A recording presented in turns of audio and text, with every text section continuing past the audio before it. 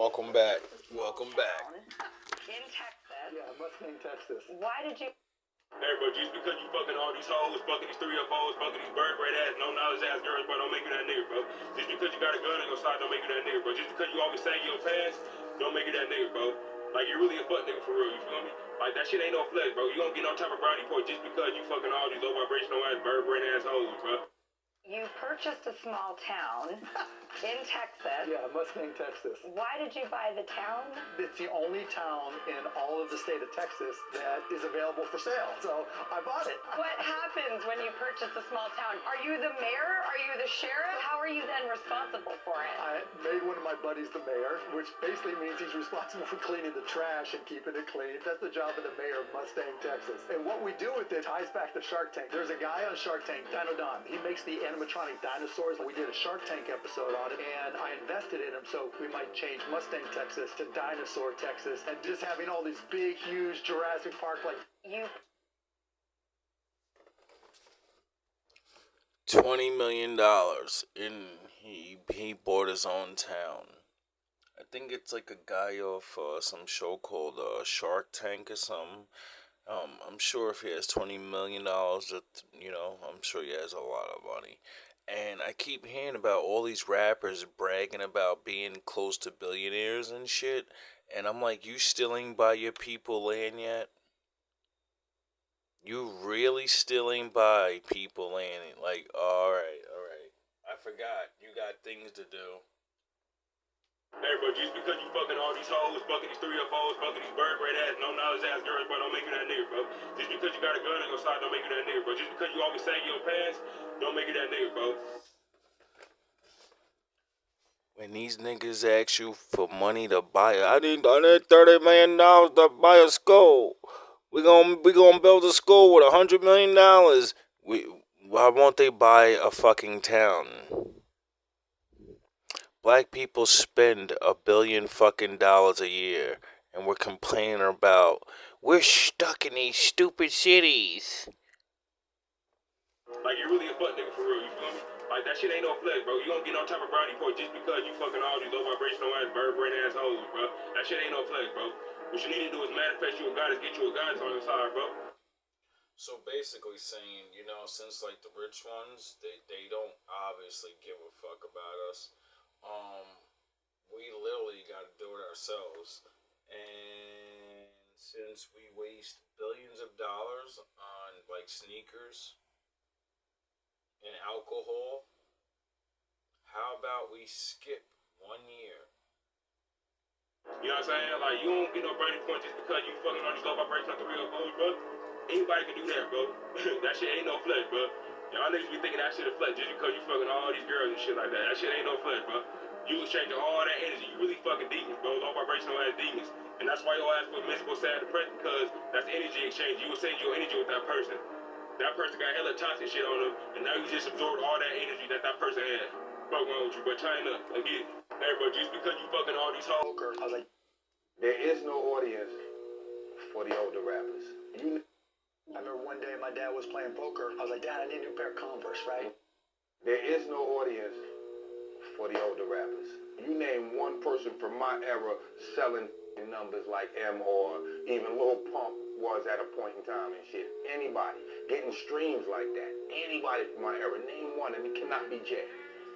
I won't say your era, but the content of your era. Griselda is the content of that era. When I listen to him, I'm attracted by the nostalgia that I feel.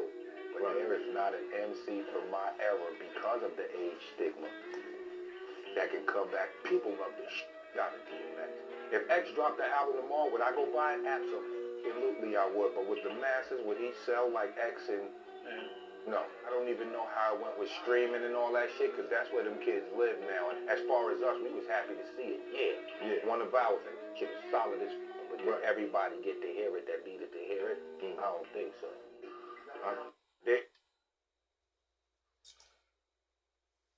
There is audience. The thing is, that audience likes something to grow. chances as old as you and young because, you know, they have kids. So they play your stuff. Hopefully. But the reason you older guys can't come back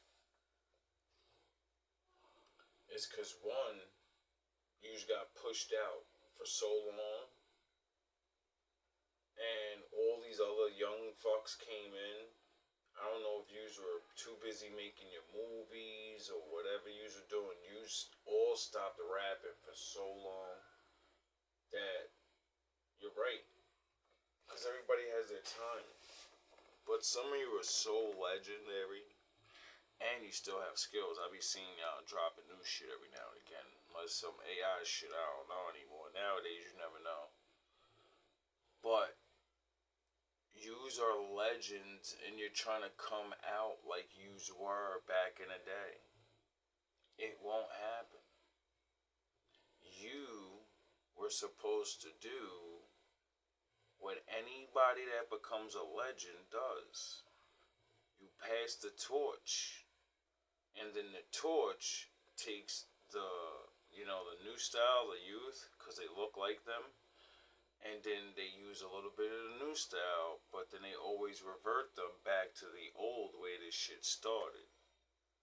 But a lot of yous didn't do that. Yous don't have young proteges. Yous don't have little packs. I don't have mini yous. And it's hard, I guess, you know? Have those little acts. Every rapper tries to put his own crew on or whatever, and it seems like it's been a hard thing to do for a long time, but I would say if you really want back in, you would have to invest into putting people on. You doing an actual project, no, you gotta build a story behind it. The story is you're helping a young nigga rap or midway or whatever, right? And then you jump on songs and then all the older dudes, you do the fucking who's the best track and you all jump on it, the cypher beat, like, you know, back in the day, you just come out with the same, not the same, I don't want disrespect, but it's like it's just an album, you know? And so much has gone on that the content of what you're rapping about, oh my god. I turn off a lot of y'all songs myself, and I come from that era. I respect it. I still rap like it almost, but I switched it up a little. But it's like, yous aren't young anymore. The moment I hear one of you businessmen that made it out of the ghetto and you made it out of the hard lyrics of what you actually lived and all that, I give you that. But once, you know, you start blaming and I got this and we get it, you probably can still, and yeah, you're loved and there's people that follow you and you'll probably get somebody touched. You have to rap that. Like, you know, you have to, you're probably going to hate what I'm going to say.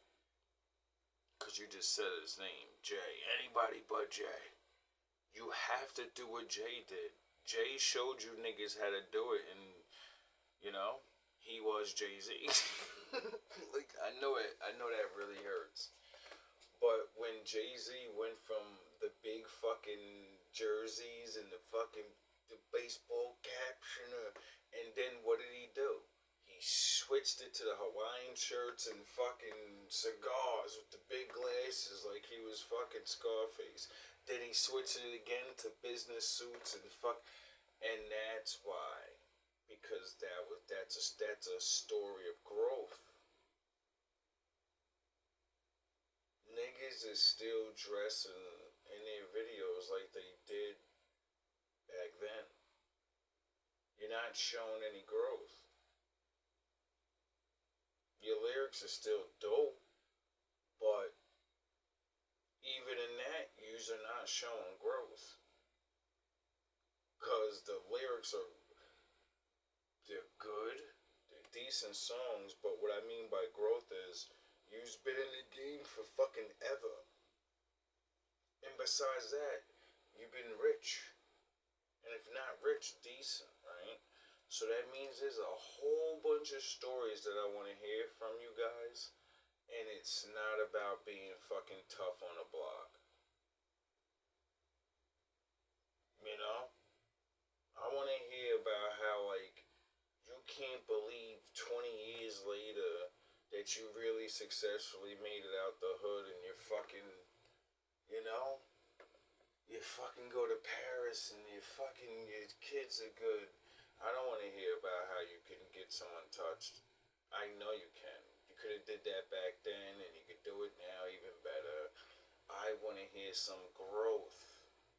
That's why these new niggas will never accept that shit, because they're gonna compare you to what's going on. And you guys are only gonna go so far because they're the rules of the 90s and shit, you know? Don't fucking incriminate yourself. Don't do wild antics to be seen. So, you know, the shit's not gonna work. It works to a certain limit. I think it should work a lot better. But that's just the curse of being a black artist, honestly, because when you really think about it, a couple of years after most errors, no one's really buying this shit, you know? Not even the people that claim like they're your own people. It's one thing when other people might not support it, but when your own people, you know, they forget the classics. It's fucking sad. We kill each other because he looked at us wrong. We kill each other because we feel threatened by him. We kill each other because he got motion. We kill each other because he doing his thing. We kill each other because he better. We kill each other because he got a bigger house, a better car. We killing each other. We got that hate in our heart, so we decide we want to kill because we don't want to see him better than us. But killing our own kind ain't gangster. Killing anybody ain't gangster. I'm trying to tell you, if he win and go get better, if he beat you, then just learn to be better. If he get more, then you learn to get up your craft. You know what I never understood? I like that speech though, but at the very end, he said, if a man is doing more, like, you know, don't hate, get on your grind. The fucking reason for hate is because when people start getting more and more, motherfuckers get greedy and they're supposed to give back. That's what causes hate. The natural cycle of breaking the balance. Everybody be so focused on doing good, right? And you're supposed to. You're supposed to try to be the best one. Doesn't matter. We all have to do things, right? But when man is not doing so good after the competition, doesn't feel good, you know? And when you rise up to the man level, they'll leave you on the streets, broken, desperate, and homeless. And, you know, other people that don't compete will poke at you and make fun of you and fucking hate you and fucking, you know? The world is brutal. So that's why motherfuckers that make a lot is supposed to give something back. Make sure the little niggas is supposed to eat. That way they don't fucking go crazy. But everybody forgot that. That's the fucking reason for 90% of the hate. Because motherfuckers know once motherfuckers get up there, they're like, they're not gonna get back. No one's gonna get back. Because I forgot who said, oh yeah, it was Pac. Let me see if I can find that clip. If I know that in this hotel room they have food every day, and I'm knocking on the door every day, to eat, and they open the door, let me see the party, let me see like them throwing salami all over. I mean, just like throwing food around. They're telling me there's no food in here. You know what I'm saying? Every day, I'm standing outside trying to sing my way in. You know what I'm saying?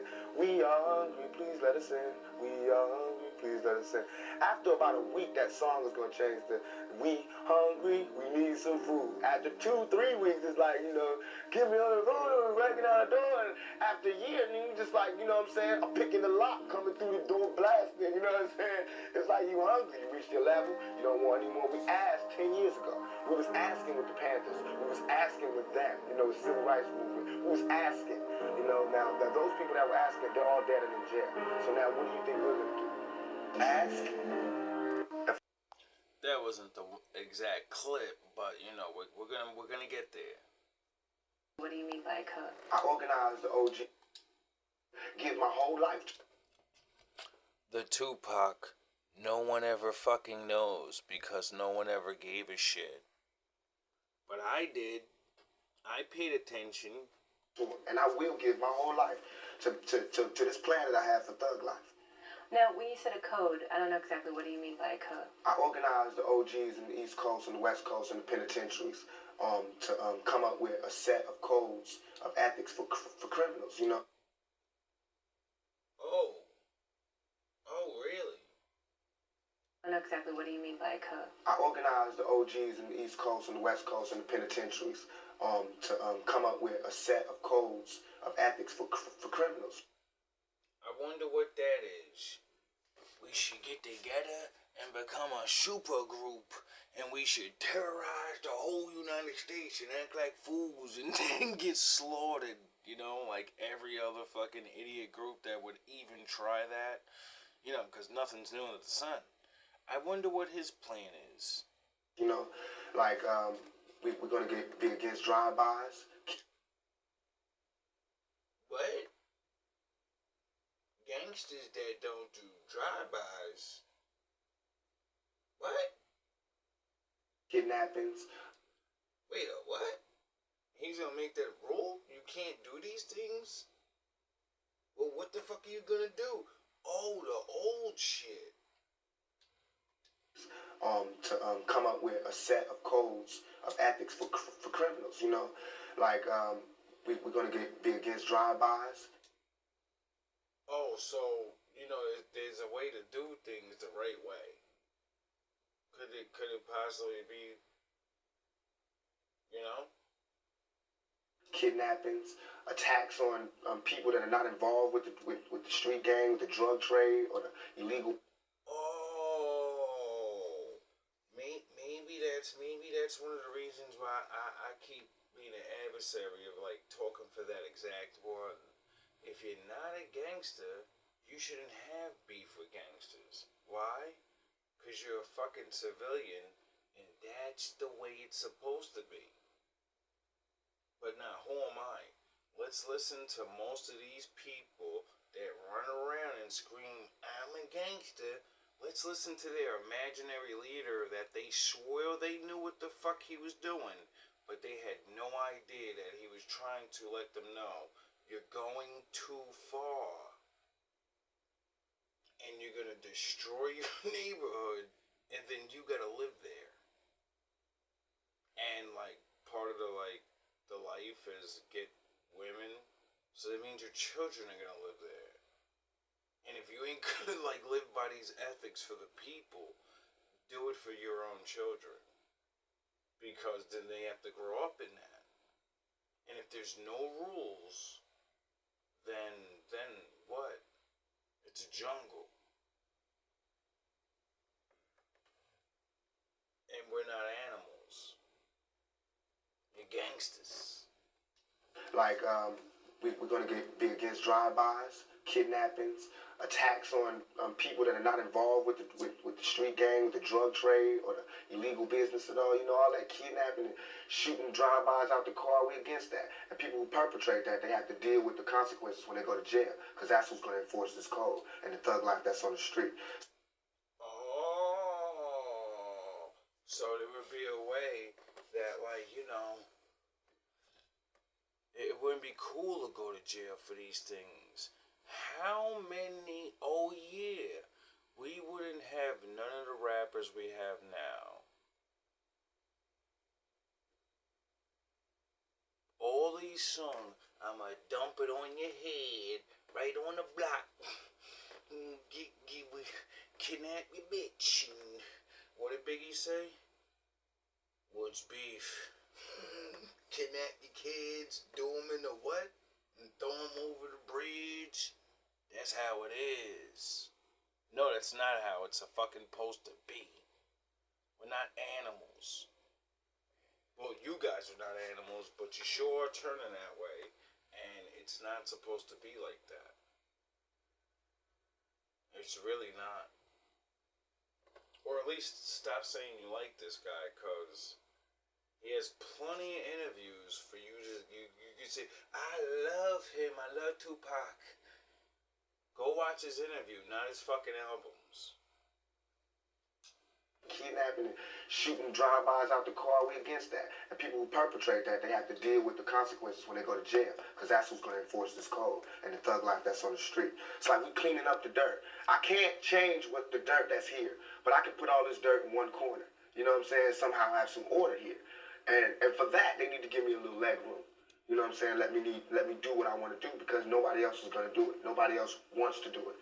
But I'm not scared to walk in the middle of Watts, Compton, Chicago, wherever. Because everybody loved him. So, that's what happens when you don't pick one side. That's what happens when you relate to everybody and you say, I understand. I get it. But, can you see what's about to happen? 'Cause I can. Like Noah, like when he was telling everybody, and he's like, you know things are gonna change, right?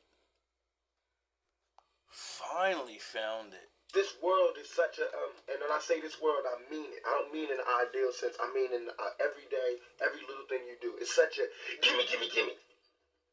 Everybody back off. Everybody's like, you taught that from school, everywhere. Big business. You want to be successful? You want to be like Trump?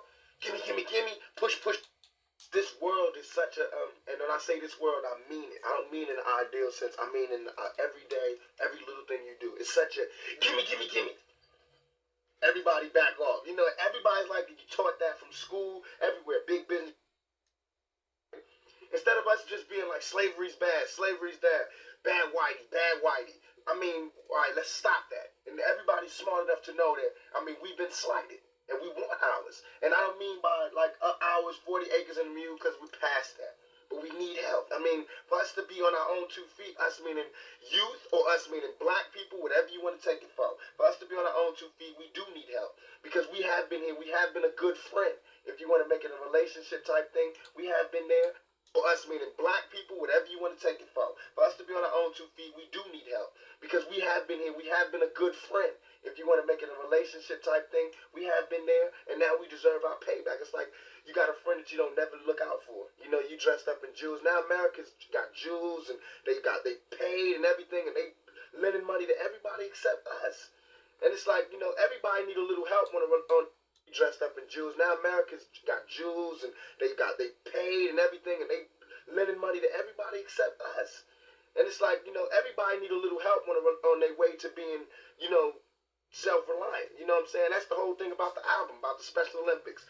Everybody need a little something, and they to be independent. No independent person just grew up and was born independent. You worked and you learned about the album, about the Special Olympics.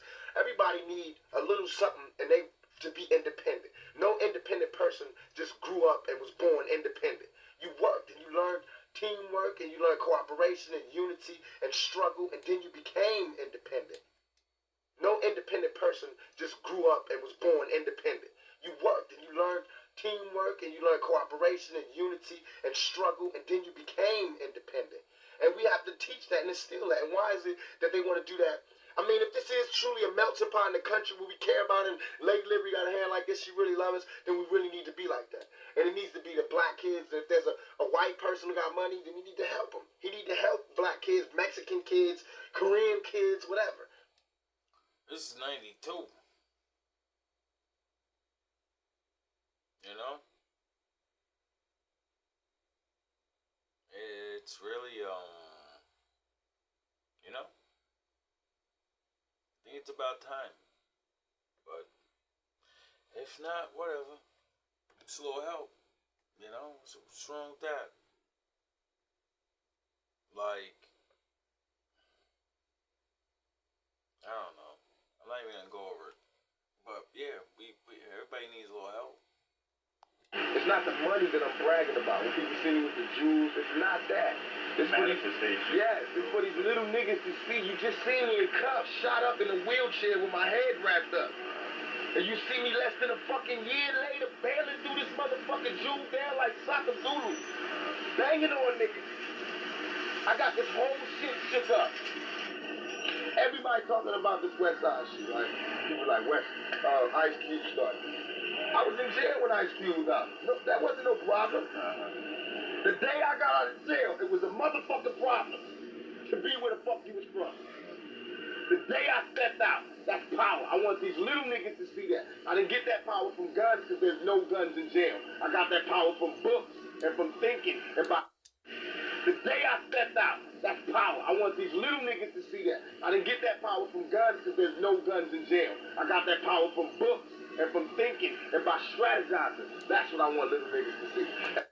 These little niggas to see that. I didn't get that power from guns because there's no guns in jail. I got that power from books and from thinking and by strategizing. That's what I want little niggas to see. No. I heard a rumor. I've heard this from day one. No. I heard a rumor. I've heard this from day one. 50 Cent was old. You know, it kind of went sour with him and Dre's relationship, him and Jimmy's relationship, and he kind of wanted to get off Interscope, and they didn't want to let him off. So he audited them. There's more ruthless people in the business world than in the street. He found out 13, 14 million. 18 million that they owed him. And from what I heard was he said, just let me off the label. And that's how he was able to get off the label to go be 50. 50 Cent is going indie on Imprint G-Unit Records are parting ways with Interscope Records. They owed him like 13, 14. He was like, just let me off the label. This is 3 albums. They owed him 18 mil. And it was like, just go. I found Jay-Z's auditor, right? So he goes and he finds over $600,000 at the label head for me. I was like, wait a second. I realized all my peers didn't know this. And the way I got off of Universal when they didn't want to let me go is I told them, if you don't let me go, I'm going to go teach all these guys on the label how to do an audit. And they let me go because of that. I heard a rumor. All love, all praise to the Most High. Can you at least play fair? It's crazy.